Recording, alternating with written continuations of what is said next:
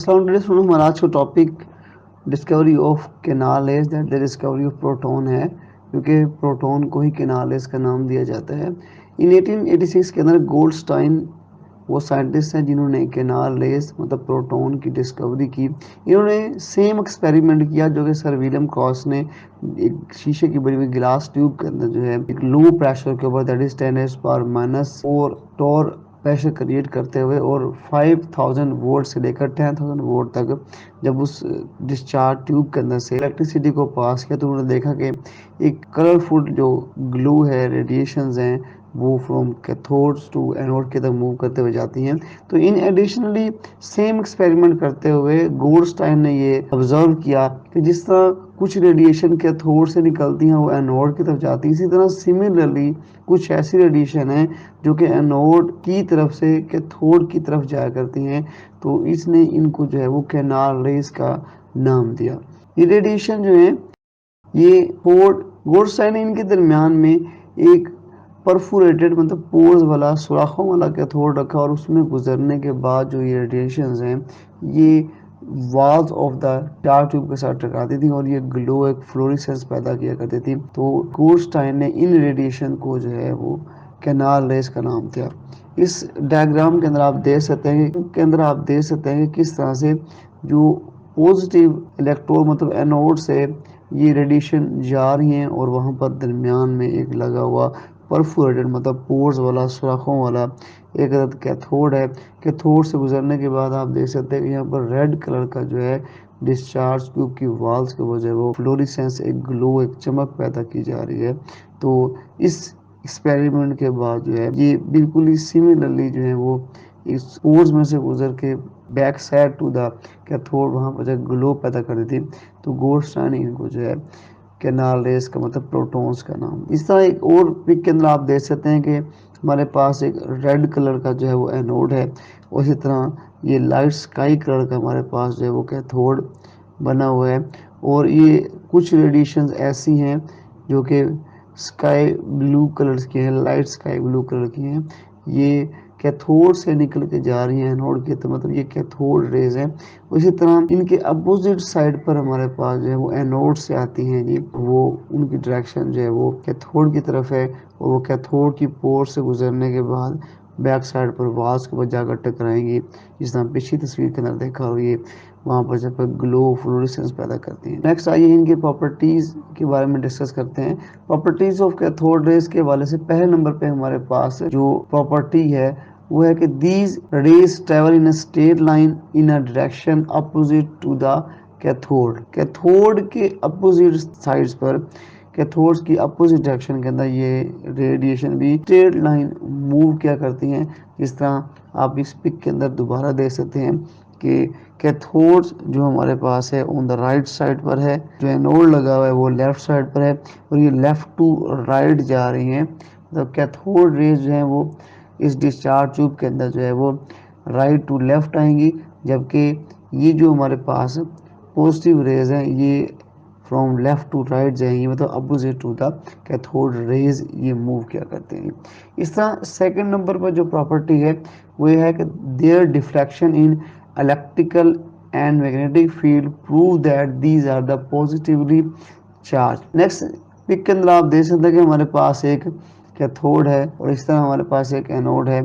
ये एनोड से कैथोड की तरफ जाने के बाद जब इनके रास्ते में इनके गिर्द हम इलेक्ट्रिकल फील्ड या मैग्नेटिक फील्ड अप्लाई करते हैं तो ये नेगेटिव प्लेट्स की तरफ चली जाती हैं, तो ये शो करते हैं कि इनके ऊपर पॉजिटिव चार्ज है। इसी तरह मैग्नेटिक फील्ड के अंदर भी जो है इनकी जो अट्रैक्शन है वो ये शो करते हैं कि these are the charge particle. इन एक्चुअली हम पिछले लेक्चर के अंदर आपको बताया गया है कि मैग्नेटिक फील्ड हमेशा चार्ज पार्टिकल को अट्रैक्ट करने की सलाहियत रखती है।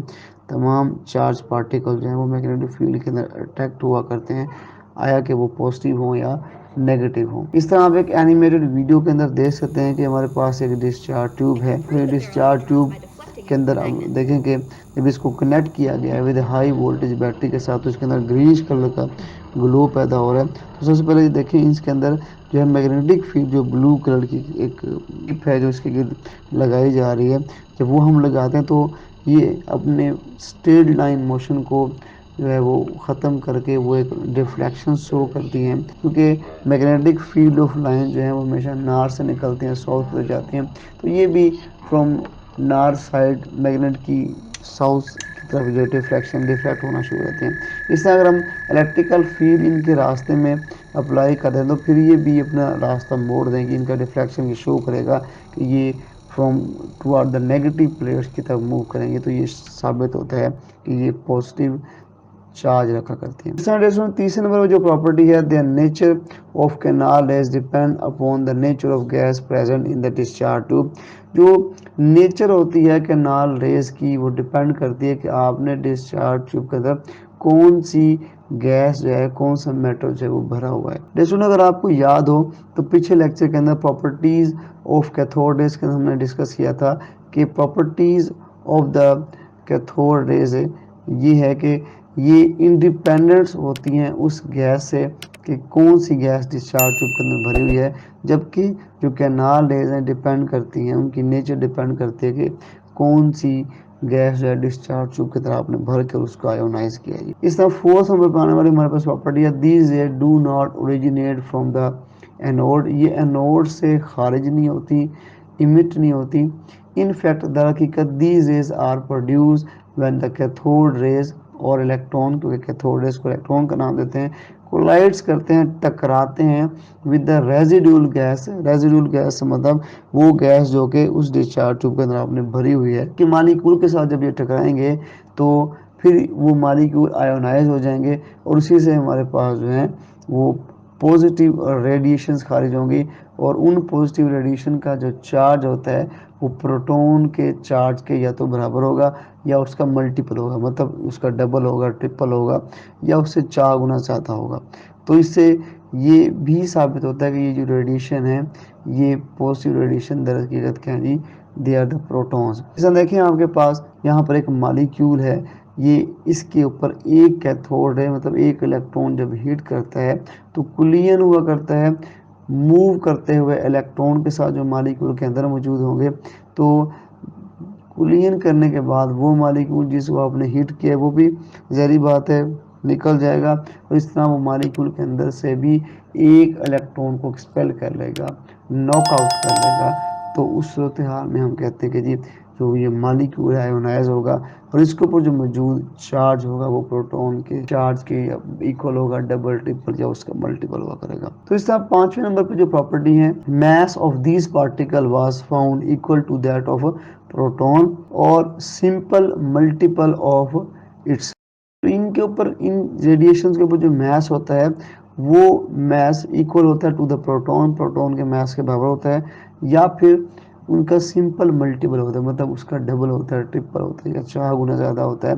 The mass of proton is 1840 times more than that of electron. तो इलेक्ट्रॉन से इनका जो मास होता है ये 1840 गुना ज़्यादा होता है, मतलब जो प्रोटॉन है वो हैवियर होते हैं एज़ कम्पेयर टू इलेक्ट्रॉन। कितने टाइम से? 1840 टाइम जो है ना वो हैवियर हुआ करते हैं as compare to that of proton. तो नेक्स्ट प्रॉपर्टी की बात करते हैं कि these rays are made up of positively charge particle. The mass and charge of these particles depend upon the nature of the gas in the discharge tube। क्योंकि ये positive charge की हामिल है, उनका मैस जो है चार्ज है depend करता है कि आपने कौन सी गैस डिस्चार्ज ट्यूब के अंदर इस्तेमाल की है। Hence different gas produce different type of positive rays having a particle different mass and different charges. तो हर गैस का जो पॉजिटिव रेज बनेगी उनका मैस और चार्ज की नोयत डिफरेंट होगी। तो keeping in mind that positive particle produce by a gas will be of the same type. जैसे हो सकते हैं मतलब positive raise produce by the lightest gas hydrogen contain proton.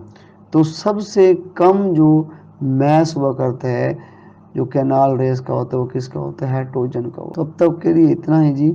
I hope आपको समझ आ गई होगी। तो इंशाल्लाह नेक्स्ट लेक्चर के अंदर हम पढ़ेंगे जी डिस्कवरी ऑफ न्यूट्रॉन। तो अब तक के लिए इतना नहीं। स्टूडेंट, अल्लाह हाफिज़।